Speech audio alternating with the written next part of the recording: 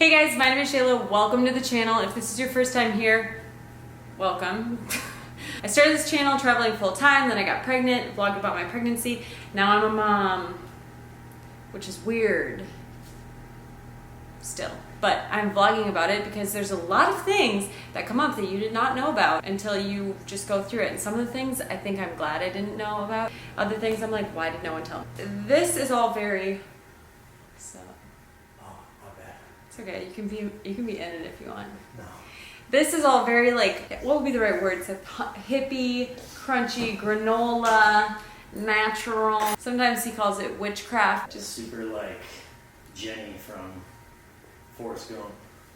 Was she granola? What I'm trying to say is if you're on that natural train, you're gonna like this. If you're not on that natural train, maybe keep watching just to see what all the crazies are talking about. I think I've like dreamt and thought about my labor and delivery like most girls think about their wedding. Ooh, yeah, it's gonna be like primal and I'm gonna do it naturally and it's gonna be great. You don't have to be that interested in it, but I was. I'm just gonna read you the blog because nobody likes to read blogs, so I'm just gonna read it for you. The 3 books that I read, one was called Mindful Pregnancy. Mindful Pregnancy was written by the guy, the meditation app Headspace. And so I listened to it because I like his voice. Pregnancy can be hard. There can be body issues, there can be miscarriages, there can be IVFs, there can be like all these stress. There could be COVID during your pregnancy. He also does a whole pregnancy section in his app, which I also did. The second book that I read is called Ina May's Guide to Childbirth. Ina May she is hippie AF, and I'm so into it. She started this whole thing in like a caravan, became a midwife, and now she delivers babies on the farm. The whole first half of the book is like good labor stories, just to get that in your mind. I read some of them and then I skipped to the meat and potatoes. The one thing that like just got burned into my mind was that women have had babies in comas. Can you believe that? No. I think that's incredible. So what that means is that your body knows exactly what to do and your mind gets in the way. Here we go, here I'm gonna nerd out a little bit. So when you're going into labor, if you have fear or you're afraid, you tell your body, this is not a safe place to have this baby. So your cervix goes, whoop, and it goes, okay, we're not gonna have this baby now. But your uterus goes, yeah, we are. And it goes like this. The muscles are up like this. Your cervix is closed, high, painful, lots of pain. So if you can just relax, let your cervix open, let your uterus push everything out, push the baby out. The third book that I read was Hypnobirthing. And this was because I was talking to my midwife and I was like, I think I want to do hypnobirthing. And I'm like, She's like, yeah, maybe start by reading the book, okay? That'll just give you an intro to like what it is. I read the book and I still wanted to do it, so I did it. I have a whole video talking about my natural birth with hypnobabies. And she rocked it. Thanks, She Boo. killed it. Thanks, Boo. But if you're kind of like, what is this? You can follow my midwife's advice and read this book. A couple more things that I did just to prepare for labor. I took probiotics. I have a whole video on this too. All of your organs are just getting crushed by this growing human in your belly. You might have constipation, you might have diarrhea. Your gut health is directly linked to your immune health. I'm into that. Love Bug is who I work with. There's a lot. Go watch that video. But probiotics are a great thing to take while you're pregnant. And then I have a discount code with them if you do want to get that. Did you make the toast? It was just sitting there. Yeah, it was just sitting there for when I'm done. I thought you forgot about it. No! Dates. Do you remember when I ate all the dates? With the nasty cockroach. They look like little cockroaches. In my blog, I also linked an article in there that explains how it can help you progress during labor a lot faster if you eat those starting at like week 36. I also linked some like smoothie recipes, energy balls that you can make with dates so that you don't have to just eat the cockroaches. How do you say perineal? Perennial? Perineal? Perineum? Yeah, okay. I hate doing this when I can hear her crying.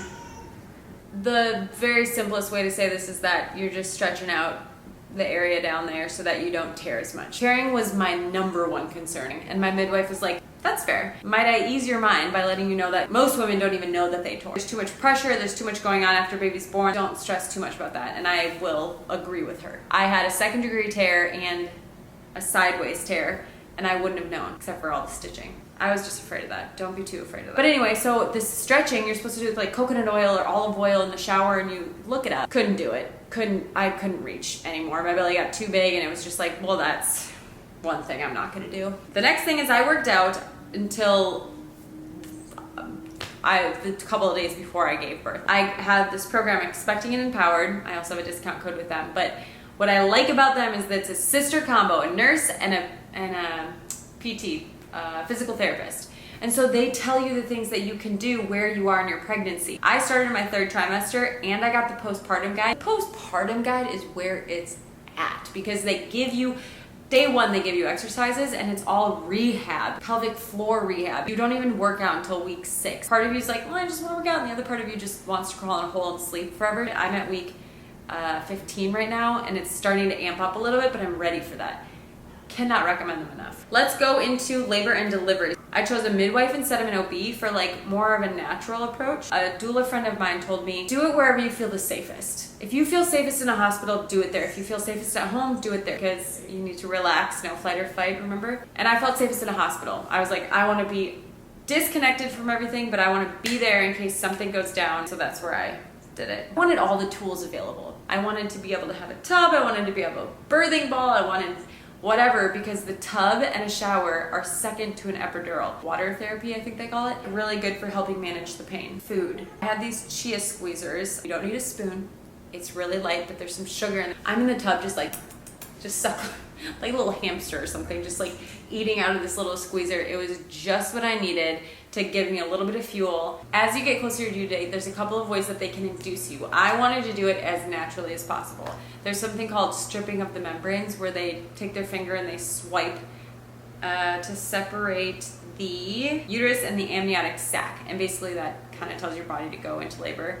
I've heard it's debatable whether or not it actually works. I was super nervous going to my 40-week appointment. They're gonna try and swipe my membranes. Am I gonna say yes or am I gonna say no? You have to be at least 1 centimeter for them to do that. I was supposedly a half. I've never heard of anyone being a half a centimeter. I think they were just trying to make me feel better. Well, you can't even do it if you want it.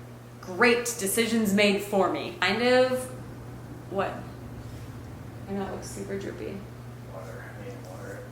Seth is upset about his plant over here. That looks real droopy. Another way that they can induce your labor is Pitocin. Some people have to go into labor, or some people have to be induced, and that's fine. Pitocin makes you contract, which then can be more, you can have more intense contractions. It's possible that you will then want an epidural because you're in so much pain. The epidural could slow down your labor, and then they might give you more Pitocin, which could then cause the baby to go into distress. That is a big generalization, so do with it what you want. I chose not to have constant baby monitoring. I wanted them to monitor her, and then I wanted to be mobile. I couldn't walk down the hall because of COVID. I wanted to walk around my room if I wanted. I wanted to get in the tub if I wanted. Episiotomy. They can help, they can cut you instead of letting you tear. From what I have read, you don't heal as well, because when you tear naturally, you've got just fibers that can go back together. When you're cut, it's not as good. But sometimes in an emergency, if baby needs to come out, they'll just do that. So I was like, don't give me a episiotomy unless it's an emergency. She was like, I won't. I was like, okay, thanks. If you've watched my labor and delivery video, I was literally telling her this as I was pushing, because my midwife didn't make it because she had a flat tire. I did not eat the placenta. I did not encapsulate the placenta. I didn't do anything with the placenta except for ask for a tour. Can we see it? Held it up. It was huge, right? Yeah. Delayed cord clamping. A third of the blood, of baby's blood, goes into their body after they come out. So you want to wait until the cord stops pulsing. I didn't even know that Seth cut the cord until like a couple days later, and he's like, yeah, I cut the cord. That's cool. Where was I when you were cutting the cord? And he said it felt like you were cutting just rubber. It was tough. That's so weird. Do you think the scissors weren't very sharp? Did you see it pulsing? At first, yeah. And then you saw it stop? Yeah. Because it goes, it's color, there's color in it, and then it goes white, right? Yeah. There's a golden hour. So I delayed everything, shots, weighing, all the things until like, I don't know if it was really an hour, but they say it's the golden hour. That's where you want to try and latch, because your boob releases this smell that smells like the amniotic fluid that makes baby want to go there right away.